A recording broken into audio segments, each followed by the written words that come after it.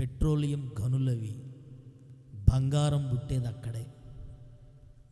ఏ నాడు హిస్టరీ యేసు ప్రభు పునరుద్ధానుడై తిరిగి లేచిన దగ్గర నుండి మొన్నటి వరకు కూడా దాని డిజర్ట్ కంట్రీస్ అంటారు వాటిని, అరబ్ కంట్రీస్. మొన్న చెప్పలా, ఇస్సాకారు యొక్క భూమి అది, 2 దొడ్ల మధ్యన ఉన్న ఇస్సాకారు చెప్పలా, ఇస్సాకులోనే ఇసుకుంది. అవునా?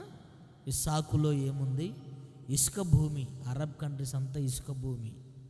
దాంట్లో పెట్రోలియం దొరుకుతుంది, దాంట్లో బంగారం దొరుకుతుంది, దాంట్లో యురేనియం దొరుకుతుంది. పెద్ద గనుల దేశం. అట్లాంటి ప్రాంతంలో ఫస్ట్ టైం ఏ పోత వర్షం? కొండపోత వర్షం.